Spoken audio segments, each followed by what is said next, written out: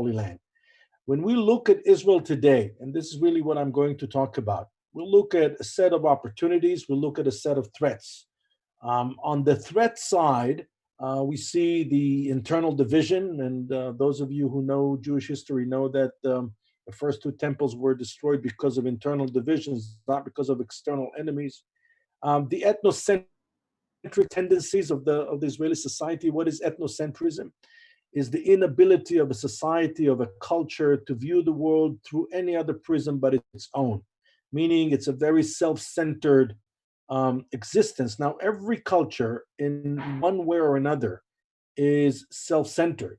But what happened in Israel, because years of isolation and because of the unprecedented level of threat and challenges that Israel had to face from day one, Israeli society and Israeli culture became even more ethnocentric than you would expect. And then, of course, you have the conceptual threat posed by those who say Israel is not a legitimate political entity. There are people like that.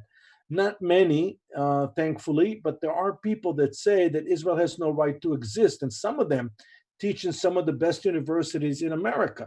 How do we deal with that? That's a problem. And then, of course, we also have the problem of the ongoing need to deal with terrorist cells, whether it's Hezbollah in the north or Hamas in the south.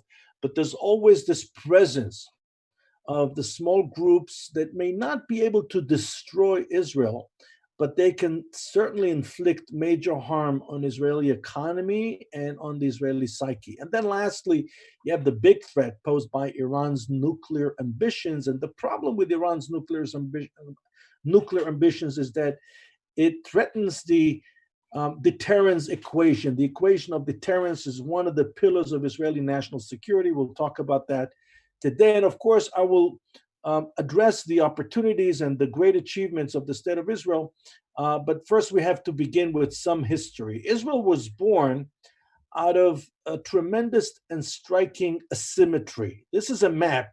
You see here the map of the first weeks of the War of Independence between May 15th and June 10th. And you can see in red arrows, the Arab strikes against the Jewish community. And here on the left-hand side, I listed the asymmetry. Where was the gap? So the gap was, first of all, in logistical equipment. We had basically no logistical infrastructure. Weapon systems, the Jews in Palestine pre-statehood had very little weapons, very little ammunition. I remember myself here, Shimon Peres, telling the story of how Ben Gurion sent him to New York to raise money to buy ammunition because there was no ammunition. Obviously, soldiers. We started the war with 55,000. We ended the war with about 60,000 soldiers. They were about 110,000 soldiers. And the most important thing, we had no Air Force, we had no Navy, they had all of that, our enemies, representing 6 different countries around us. Not only our immediate neighbors took part in the attack, also contingency forces from Saudi Arabia. And then the most important thing, we had no international support. With the exception of world Jewry and specifically American Jewry, there was no one systematically supporting the plight of the Jewish people in the Holy Land at that time. Obviously, the British Empire just announced that they were leaving. The United States was supportive of Israel's independence, but there was no aid package. Same thing goes for the Canadians and the Billions. They were very supportive of the idea of the Jews having a state, but there was no institutional help, not to mention the Soviet Union or any other superpower at the time. And so the asymmetry was very, very striking. And just to give you a tiny example, when Ben-Gurion proclaimed independence, and he knew that the day after the unrest that started after the partition plan was accepted by the United Nations in late November 1947, that unrest that lasted for about 6 months will be intensified overnight and will turn into a full-blown war, which is exactly what happened. So Life magazine, the most famous and most popular magazine at the time, decided to send a couple of writers to the land of Israel at the time to see what's the story. The Jews announced that they're going to be independent. The Arabs disagree. The Brits left. So they thought it was quite a story. So they sent, but it wasn't an important enough story. It certainly wasn't important more than Doris Day, which you can see her on the cover of the magazine right here. What's interesting is that the op-ed that they published in the magazine, and you can purchase this magazine if you go online. This copy, this issue of the magazine is available. And in this op-ed, they basically conclude in this opinion piece that the proclamation of independence is more or less an experimental thing. And they explain why. Because the superpowers are not on Israel's side, time is not on Israel's side, and geography is not on Israel's side. And that's why they concluded that this whole thing is nothing more than just an experiment, that the chances of this newly reborn Jewish state to survive the war are very, very slim. Which brings me back to Ben Gurion's first decision as a sitting prime minister. A lot of people don't know, but his first decision was the creation of the Israel Defense Forces. In order to do that, he had to merge 4 different paramilitary groups. And this decision to merge them, they were not only political rivals, but they also had their own headquarters. They had their own command. They had their own pride. They had their own identity. And the 4 different groups basically all merged into the Haganah, which was the largest of them all. And you can see the Haganah was about 50,000 people. The Haganah had an affiliate unit called the Palmach, which was, so to speak, the elite unit of the Haganah, like the relationship between the United States Marines and the U.S. Army. That was the relationship that went on there. And you can see the numbers here and the years of activity.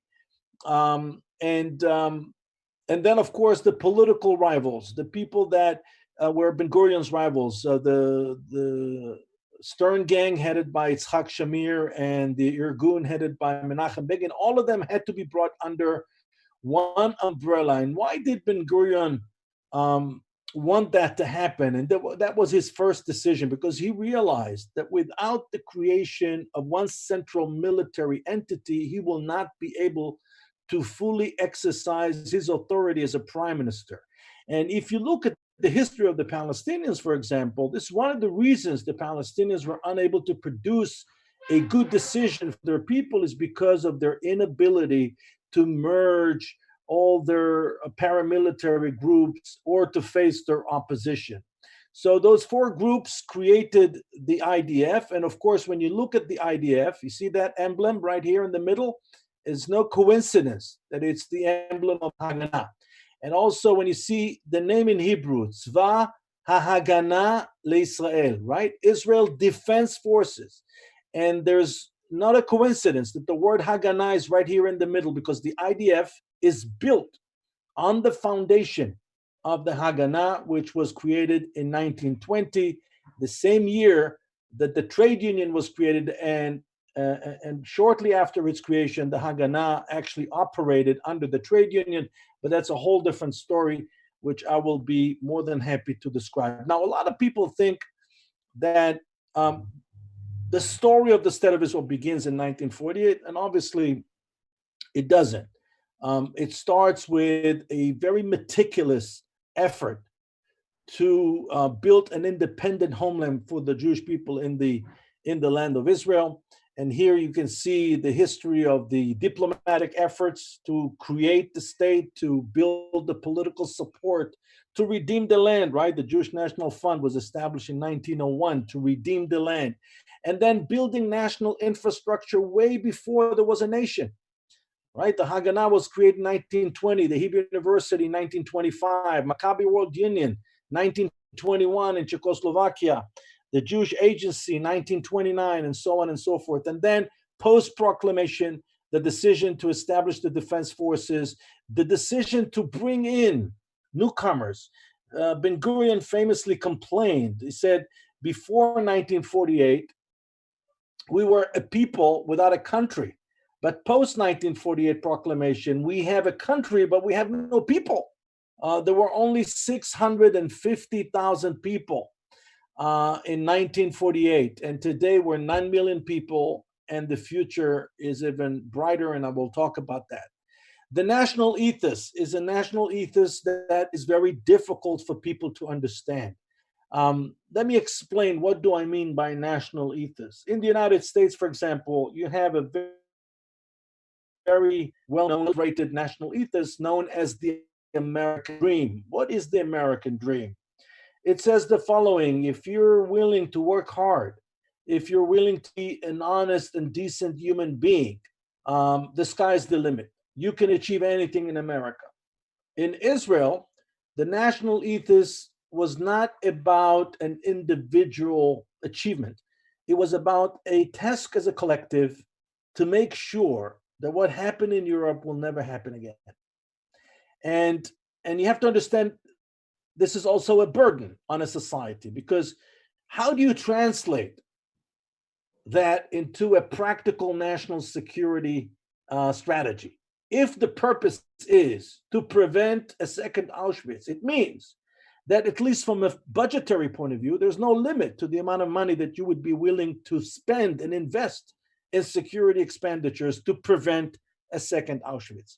And a lot of people don't understand that. Amos Oz, the late Israeli writer, beautifully put it together when he said, we, the Israelis, fight the Arabs during the day and the Nazis during the night, meaning the Nazis are haunting us in our nightmares, and our nightmares dictate our policies when we are awake.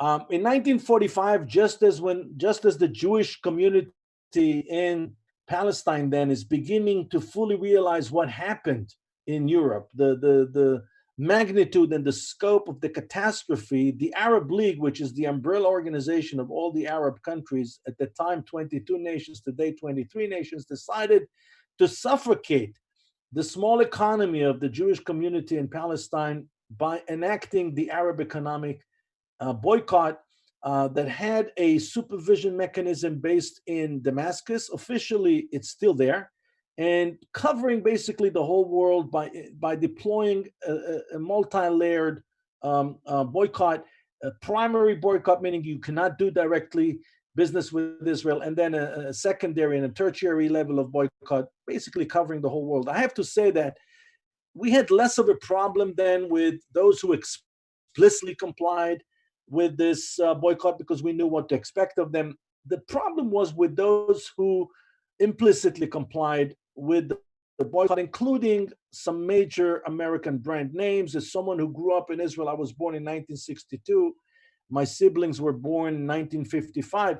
We had no exposure to most Western brands, and certainly no exposure to American brands growing up. Not that I missed it, but we didn't know what we were missing. But with the exception of Coca-Cola and TWA, there were no American car makers. There were no American appliance producers. There were no American brands in Israel in the area of hospitality, no American hotel chains, and so on and so forth. And the reason is because they were all implicitly complying with the Arab economic boycott, making their own economic calculation. It's better to neglect the Israeli market and not to lose the Arab and the Muslim market. That was their calculation. And to a certain degree, it was a problem, but actually it was a blessing in disguise. Why? Because it forced Israel to do three things. The first is to develop markets elsewhere. So Israel developed markets in Europe, in North America, in Asia. Until this very day, the European Union is Israel's largest trade partner. The second thing that it forced Israel to do is to rely on you. American Jews became the backbone of the Zionist movement. And of course, in 1951, when the State of Israel was 3 years old, Ben Gurion is announcing the creation of State of Israel bonds. That was really a game changer. When he did that, a lot of people thought it was out of his mind, because Israel had no natural resources, Israel had no economy. And they asked him, what is it that you're selling exactly? Why would people buy those bonds? And his answer was, I'm selling them my confidence in Israel's future. I'm selling them the promise of excellence one day.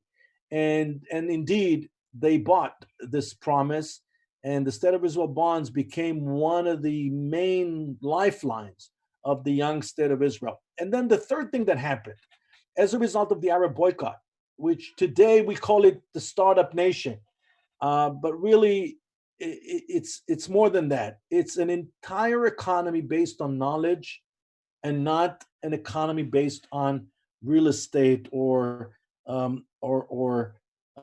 natural resources. I mean, you can destroy an oil well, you can destroy an oil rig, you can destroy a building, but you cannot destroy an idea. If the idea is right, if the idea is inspiring, if the idea is relevant, as Victor Hugo said once, there's nothing stronger than an idea that its time has come. And Israel's economy is based on knowledge, and it's based on the ability to produce ideas. Let me just give you one tiny example. You have in the United States 5,500 universities and 23 million students. In Israel, we have only 10 research universities and maybe 25 or 30 regional colleges. What's striking is that out of those 10 research universities, there's an index published in Shanghai every year. It's called the Shanghai Index that ranks the top 500 universities in the world according to the number of publications, the number of academic citations, and so on. And 6 of the 10 universities are consistently ranked in the top 500 in the world. You have the list right here. And what's interesting is that the top 4 of those 10 universities are in the top 200, and the top 2, Hebrew U and Technion, are consistently in the top 100. And every once in a while, we have either the Hebrew U or the Technion in the top 50 in the world. And I put here the picture of Albert Einstein because he was really the father, along with others, along with Chaim Weizmann and Martin Buber and Yuda Lamas and even Sigmund Freud was involved with that. He was one of the fathers of Israeli academic prowess. He was the first chairman of the board of the Hebrew University, and he came to break ground in 1923 for the university that opened its doors in 1925. So, and he was also very instrumental in the creation of the Technion. When you look at immigrant absorption, the picture is even more amazing, and there's nothing like it in the whole world. A country that started with 650,000 people. When Israel fought for its life in 1973 during the Yom Kippur War, we were 3.5 million people. Today, we're 9 million, projected to become a nation of 17 million people in 30 years. So by the time Israel will be celebrating 100 years of existence, it will have 17 million people. And a lot of people don't remember that chapter, but Ben Gurion, again, made the decision because the War of Independence created an unbearable situation for the Jews in Arab countries. Israel won the war against all odds, and the Jews were conflicted between their loyalty to their nation, whether it was Iraq or Morocco or Yemen or Iran, and the negative sentiment in the local population. And so the decision was made, although the State of Israel did not have the financial resources to do it. But between 1952 to 1958, 850,000 newcomers were absorbed by the Israeli government. And it's called the Jewish exodus from Arab and Muslim countries. And then obviously you add to that the number of people that survived the Holocaust and were denied entry by the Brits between 45 to 48. They came. And so that all added to a very quick and very dramatic growth in the number of people in the population, but at the same time created a huge economic depression known in Hebrew until this very day as the Tzena. What's interesting is that the people that were absorbed have only negative memories of the process of their absorption, but the people who absorbed them were working very, very hard, and they certainly didn't think that they were doing something wrong. I can tell you, as someone who knew some of them personally. And just a very simple fact that 3 of the ministers in Israel's governments during those years died of heart attack. It just shows you how hard they were working to make sure that this is a success story. And with all the complaints that you hear today about the process of bringing the Jews from Arab countries and Muslim countries to Israel, it still is considered to be one of the biggest success stories of the state of Israel, not to mention the fact that Israel, much later in the 1980s and 1990s, became the only country in the world that actually went to Africa to bring newcomers. And I'm referring, obviously, to Operation Moses and Operation Solomon to bring Ethiopian Jewry to the state of Israel. Security, I spoke about the tremendous asymmetry that Israel was born out of, that asymmetry. And what kept Israel really alive and prosperous and successful and safe is the strict adherence to Israel's security doctrine, which is a tremendous, tremendous success story. Israel's security doctrine stands on three legs. The first is the need to build a mighty military force in order to protect ourselves, right? That's the IDF. The IDF has the active duty component and then the reservists, which makes it a very mighty military with sizable force and technology, cutting edge technology, and definitely the Air Force is one of the best in the world. The second thing was the need to preempt the enemy, to prevent danger, prevent threat, risk by preemptive strikes. And you're all familiar with the Israeli decision to destroy the Iraqi nuclear reactor in 1981, the Israeli decision to destroy the North Korean built Syrian reactor in 2006, and so on and so forth. And then the third element, of course, is to create deterrence. How do you create deterrence? By building a weapon system and a series of weapons that will deter the enemy. Now, the purpose of those weapons is not to use them offensively, but actually use them defensively. What you see here is a picture taken at the Waldorf Astoria Hotel in New York, 1961. JFK is meeting with David Ben Gurion, and the Americans have some ideas about what was happening down in the desert in Israel, what the Israeli government was secretly building. And at that meeting, famously, JFK turned to Ben Gurion and asked him, "Tell me what's going on. What's the story? What are you doing there?" And Ben Gurion's response became, which was so brilliant, by the way, it became Israel's policy until this very day. When you ask an Israeli official that question about whether Israel has nuclear weapons or not, the answer that you're going to get is the answer that Ben Gurion gave to JFK in 1961. And the answer is Israel will not be the first to introduce nuclear weapons into the Middle East.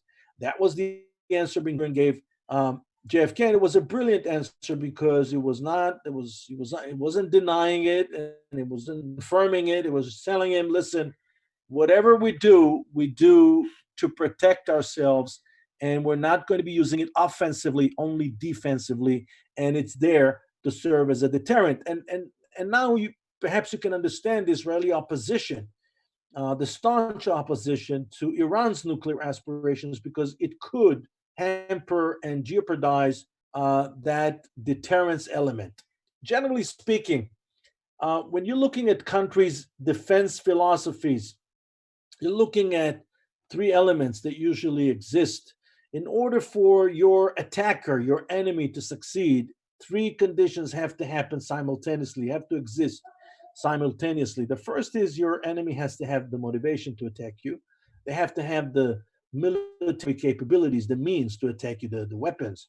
And then they have to have the opportunity. When you look at 9/11, for example, all three conditions existed and 9/11 happened.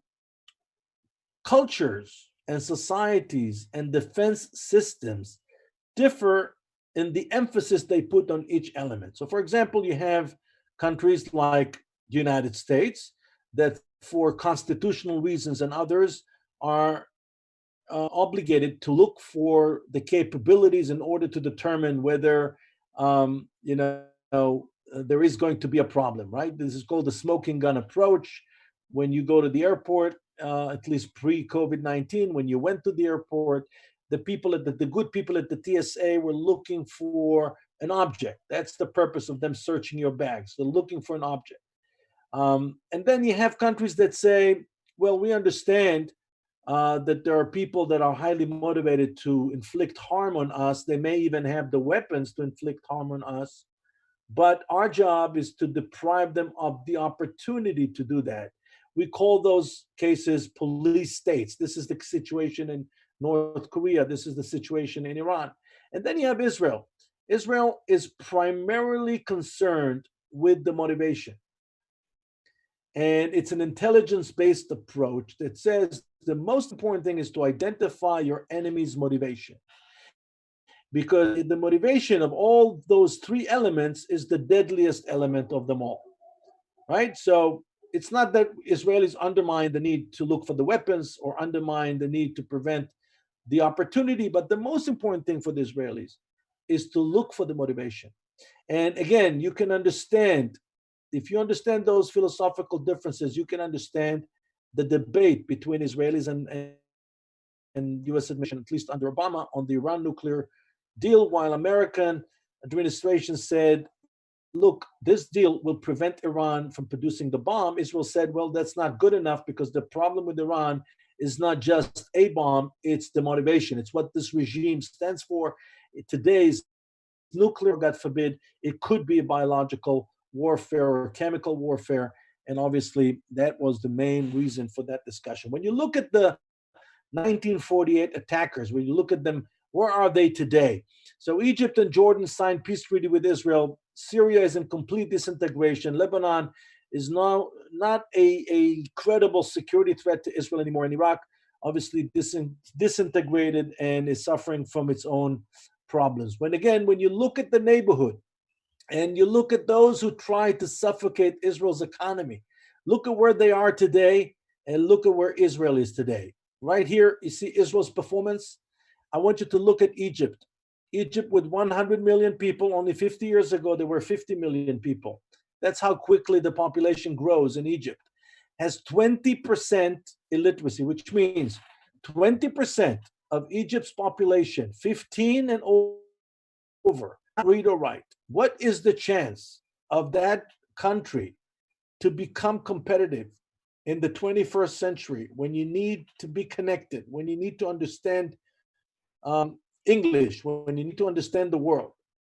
So the neighborhood is in very, very bad shape, and we all remember the wave of unrest known as the Arab Spring, the so-called Arab Spring, and we asked ourselves, is it really spring, and did it really advance freedom? And the answer was, of course, it did not advance freedom.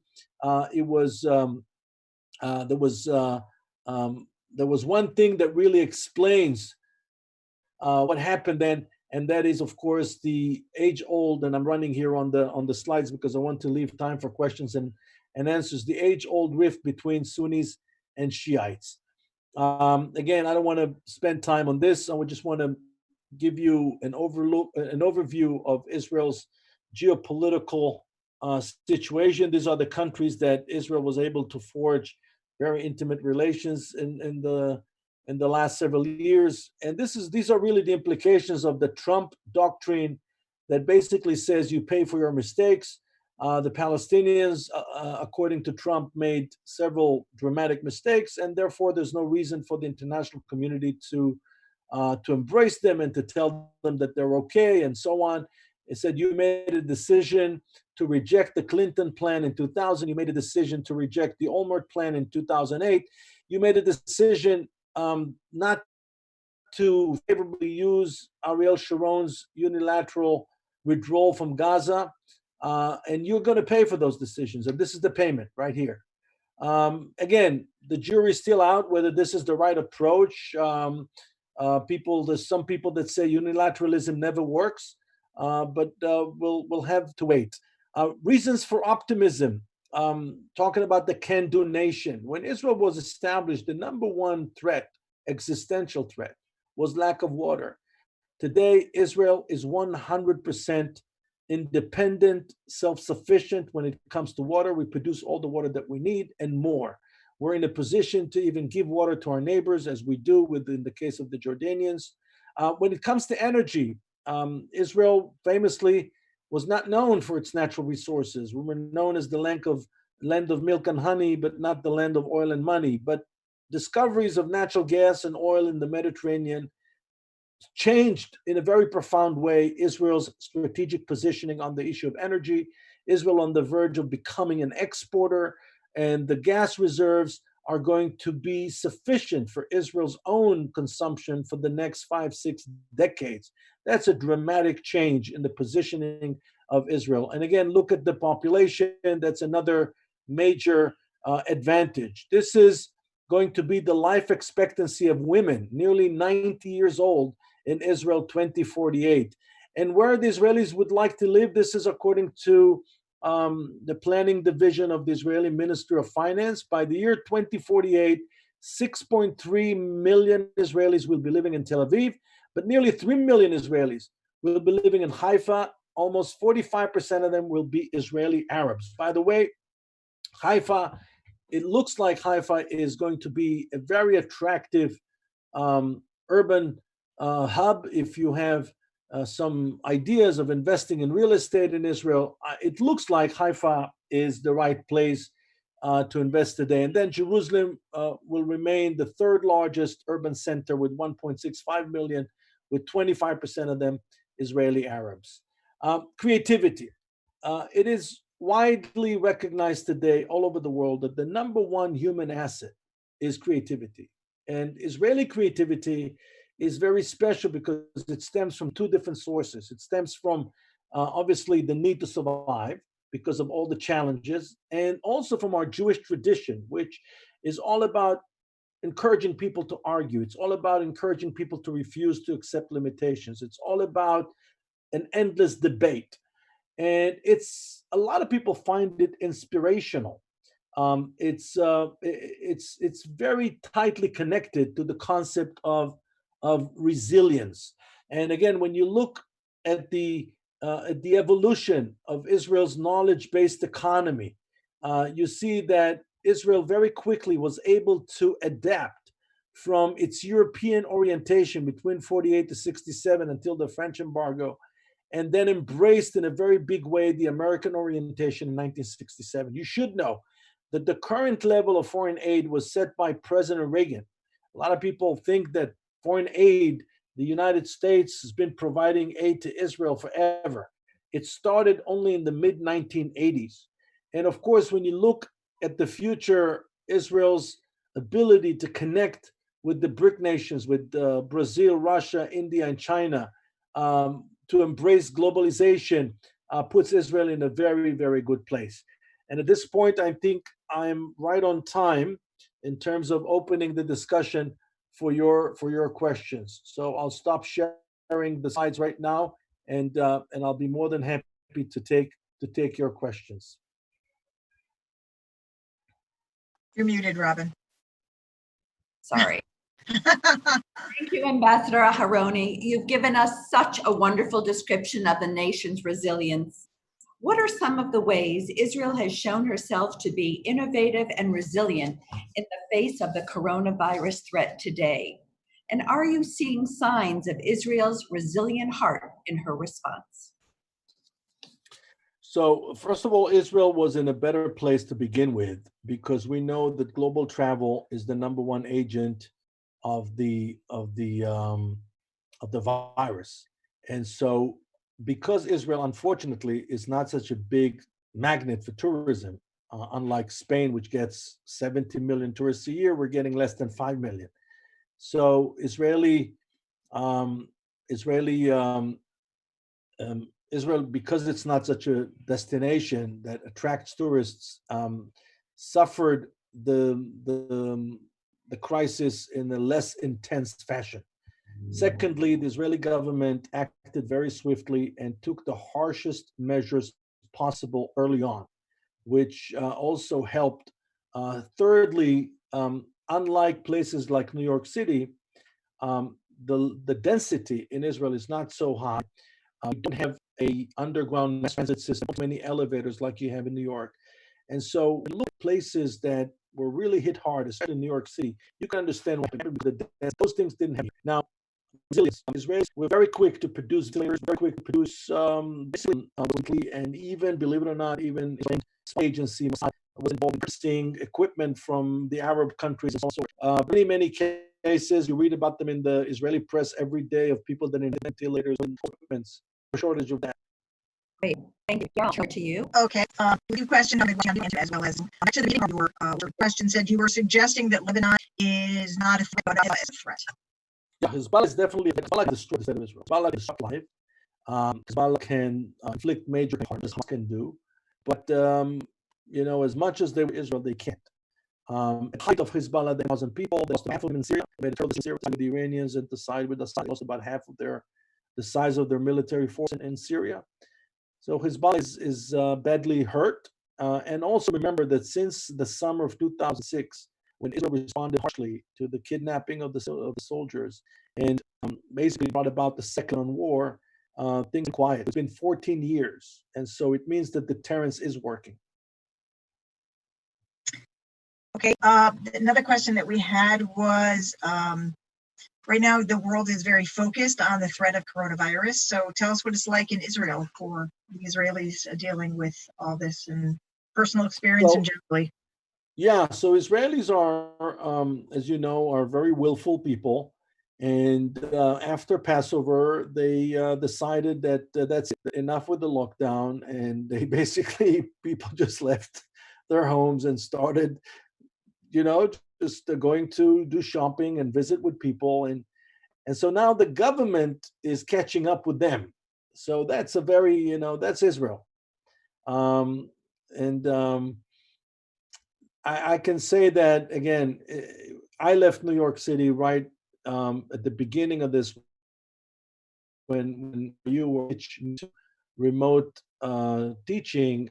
So I told my wife, what's the point of staying here in a small apartment in New York where we can go to Israel and stay in our house?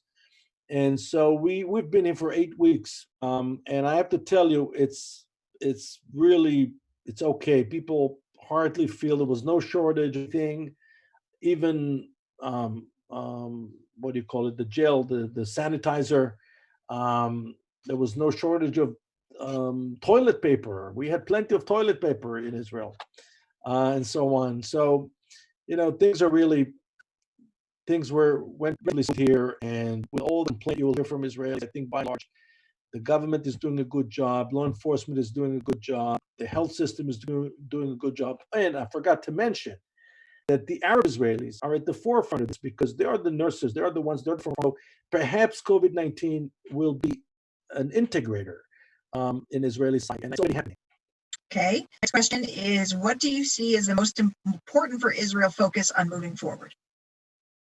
Well, moving forward, I think the biggest problem Israel will be facing, and it's something that Israelis themselves don't see, is what I call ethnocentrism. Ethnocentrism is when a society sees only itself. A society is self-centered.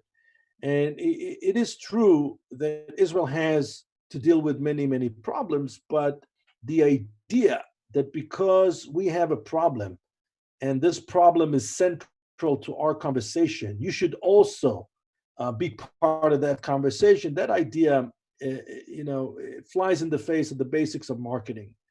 And so Israel has to work very hard to bring back tourism. Israel has to work very hard to restore relevance. Israel has to work very hard to sell itself to the world. So it's not about winning debates anymore, like Israelis think. Nobody cares about the geopolitical hardships. Everybody wants to know what's in it for me. Is Israel relevant to my life? If so, show me how. And then we can have an engagement. But if Israel, all you want is for me to tell you that I support you in your debate with your neighbors, then forget about it. I'm not interested. And that's what we're seeing. And this ethnocentric mindset of the Israelis, that it's all about winning debate, is the biggest problem that we're facing, and it's the number one impediment to growth. Because when the Israelis are freed of those shackles of the political hardships, they're flourishing. And you see it everywhere you go, And Israeli creativity today is widely accepted. Do you know that Israel is the largest provider of content in Hollywood? Can you imagine? Did you know Israel's third largest contingent on NASDAQ? There are more Israeli companies than, let's say, Indian company. And India has 1.3 billion people, and we're less than a million. So that can happen when you understand. It's not about winning a debate. It's about building a relationship and being relevant. Okay, getting back to a little more political, a combination between the Netanyahu-Gantz government, the unity government here. What do you think is going to happen in general with that? Although this is a huge question. And specifically, asked about the West Bank and how these all go internationally. Maybe 5 hours of answer for that. Yeah, well, we don't know. Actually, the Israeli Supreme Court is debating right now whether it is legal to have accused of so many, Netanyahu is facing trial, and it's very serious allegations. So there's a question whether he should fight for his innocence first, and only if he's proven innocent, he can go back into politics. So it's a decision that the Supreme Court is making right now. And no matter what they're going to decide, one side of the political spectrum is going to be very unhappy with it. It's hard to. So there is an agreement between Gantz and Netanyahu, but it's not sure whether this government is going to be formed after all because of the Supreme Court. And so we'll have to wait and see. Okay. The back to the second part of what you're talking about with the more of the can do. What are, besides water, which we talked about, what are some of the other successes of Israel that can celebrate as a can-do nation? Oh, there's so many of them, but by and large, there are 6 areas where Israel clearly enjoys a relative advantage. The first is international aid programs. Israel is punching way above its weight when it comes to aiding other nations in need, especially in disaster situations. Secondly is art and culture. Israel, again, is an incredibly rich producer of art and culture, and you can see it in music, dance. Israel is a powerhouse, for example, in modern dance. You can see it in the film industry. The Israeli film industry is very successful. Israeli television industry. Israel is selling TV formats all over the world and so on. Then you have the people and the heritage. Israel is a phenomenal case of diversity. We have over 120 different ethnic groups represented, over 80 languages regularly spoken in Israel. Then you look at the environment, the fact that not only Israel was able to become independent when it comes to water, but the fact that Israel is able to redeem the land and then rehabilitate the land by planting so many trees. Israel is the only country in the world that has more trees today than it had 100 years ago. And I can go on the environment. And then you have lifestyle and leisure, which is one thing that a lot of people don't appreciate about Israel. Israel is a powerhouse when it comes to lifestyle, to fashion design, to product design, to architecture, to food and wine. Israeli wine industry is doing great. Israeli cuisine is celebrated all over the world. And then, of course, you have the entire package that we call Startup Nation, which is not just technology. It also includes life sciences and medicine. So you have the whole cluster of software, electronics, hardware, medical breakthroughs, and also all forms of science. Israel is the home of the 3rd largest community of startups in the world. We have approximately 5,500 startups in Israel, which is it's a huge number of startups. It's almost like what you have in all of New York City and Silicon Valley. Great. We had a question which was prospects of maintaining an effective government given all the rifts, opposing factions, conflicts.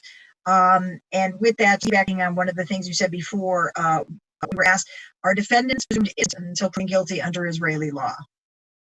Back to the Netanyahu question. Okay. Yes, there are, but we have no system. So it's you're arguing in front of judge, or in this case, a few judges, and we don't know. Israel has a very long history of upholding its leaders to a much higher standard. We're very proud of that. I know that for Ehud Olmert and Moshe Katsav, former president and former prime minister that end up in jail. There's no consolation in the fact that this is a sign of the strength of Israeli democracy. But many Israelis viewed that to be a sign of the strength of the democracy. And we're not the only ones. A minister of finance went to jail. A minister of interior went to jail. A former rabbi went to jail. And so on and so forth. So Israeli democracy is very strong. There are forces that try to restrain the strength of Israeli democracy, and just like in the United States, like in England, evolution and the information overload that we're all being subjected to. But I think that Israeli democracy will prevail. It's great. All right, we have about 5 minutes left. So we have one more question here. So if anyone has any questions, please send it in, and then we'll wrap this up. What were your looking for your thoughts on the annexation of the West Bank? Yeah, so this is a decision that no Israeli government wanted to do, not even under Begin. This is what he was going to do. And so from a policy viewed as a very and unnecessary line, because again, as I said before, the Palestinian plight is occurring because of their intransigence, because of their ongoing rejection of productive ideas, and so who knows how the international community is going to react. Well, most nations and most multinational organizations are under the shock and they don't have the bandwidth to deal with Israeli decisions, but we'll have to wait and see. It will certainly, it will certainly not make things easier. This is not going to simplify things. Great. Let's see. So last thought, I guess, is what signs do you see of Israel as a nation with their resilient heart going forward? Can you read that question? What? I know what they're saying. You have to unmute, Robin, because I can't hear you.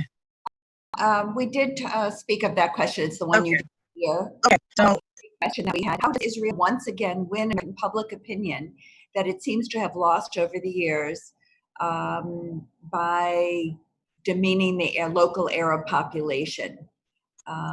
Do most Americans know how many American lives have been saved by Israeli intervention? And this question speaks to a very common question. The American people support Israel by a very large margin over the outside. This was tested since 1967 over the years, and has nothing to do with Israeli policies. It has nothing to do with Israeli government. It has everything to do with the fact that at the end of the day, the United States is a Christian nation, and it's a Protestant nation. And there's a very positive predisposition when you're dealing with Israel, when you're dealing with the Jewish people. That's the main reason. And every study shows that. The American elite, the American intellectual elite, was never a big fan of Zionism from day one. And I'll tell you more than that. Zionism was never a big hit among Jews. Between 1850 to 1925, until the Johnson-Reed Immigration Act of 1924, more than 2 million Jews left Eastern Europe and settled in North America. During that time, only 80,000 Jews came to Palestine, including my family, which shows you that Zionism, the idea of establishing a national homeland in the land of Israel, was not a big hit. And I'll tell you more than that. Post-48, between 1948 to 1953, it was the biggest wave of people that Israel and came to America, mostly came to America, but they also went to Australia, to South Africa, to any other place. Israel suffered its biggest wave of of deserters during that time. It's something that we don't talk about very often, but it was the largest wave, much bigger than the one after the III war. And the reason is because Israel, again, had very little to sell. Israel was not attractive, and the idea of Zionism was not attractive.